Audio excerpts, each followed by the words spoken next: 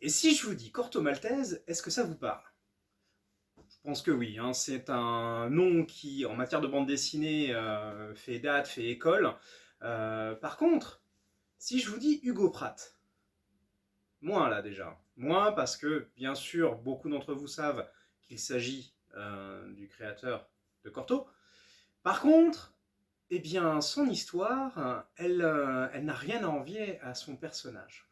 C'est justement ce dont va parler l'album dont nous allons parler aujourd'hui, l'album qu'on a mis en coup de cœur, qui s'appelle La Balade d'Hugo. Alors, La Balade d'Hugo, qu'est-ce que c'est? Alors, je vous dirais bien un biopic. C'est un peu plus que ça. C'est un peu plus que ça parce que ce qu'on va découvrir, c'est pas toute la vie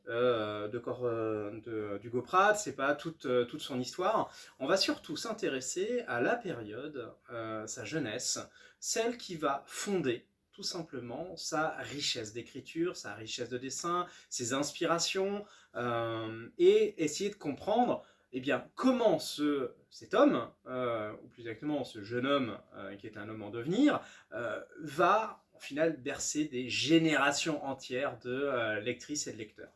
Alors, pourquoi aussi c'est un album à part? Parce qu'au-delà de la bande dessinée, vous allez avoir un documentaire. Hein. Les auteurs ont pris le parti de réunir pas mal d'interviews, mais aussi pas mal de dessins et de croquis de Pratt, qui vont vraiment nous bercer dans son histoire. Alors, de quoi on va parler précisément? Et bien tout simplement du début, du jeune Hugo qui était déjà très amoureux des illustrés, hein, il se berçait déjà d'illusions, pardon. On va le voir voyager aussi, parce que très jeune, il a voyagé, ce qui ne va pas être sans implication sur son futur et ce qui fait de lui un des globetrotters de la bande dessinée et dont certains le comparent à Henri de Montfred.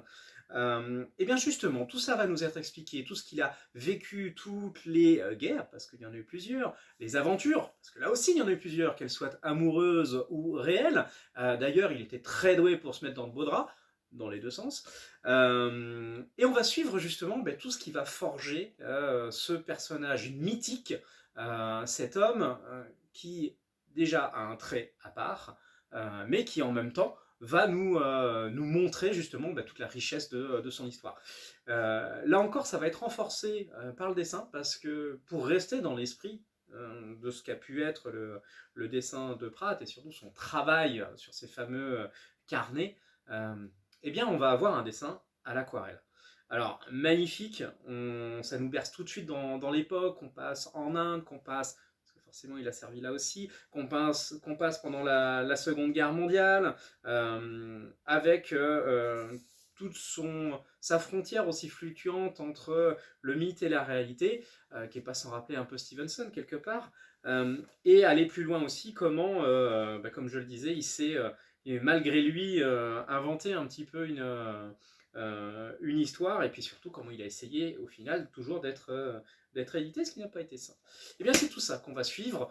Bien sûr on ne s'intéressera pas, c'est pas le but de l'album, de s'intéresser quand il était vraiment dessinateur, le créateur de Corto, Sergent Cœur, tout ça, c'est une autre histoire. Ce qui va vraiment nous intéresser dans cet album, c'est de se bercer dans ses premiers temps, ses premières aventures, mais aussi qui ont été tout simplement celles qui ont marqué l'histoire du XXe siècle. Donc, je vous conseille de le découvrir parce que en fait, sa vie, c'est un roman d'aventure, ni plus ni moins, et ça vous expliquera beaucoup de sa poésie, de son œuvre, et peut-être expliquera et permettra de rentrer plus facilement, justement, pour certains, dans Corto. Donc je vais vous souhaiter comme d'habitude bonne lecture, une sacrée découverte à faire, je vous le dis tout de suite, et puis il y a à lire. Alors, à très vite et à bientôt.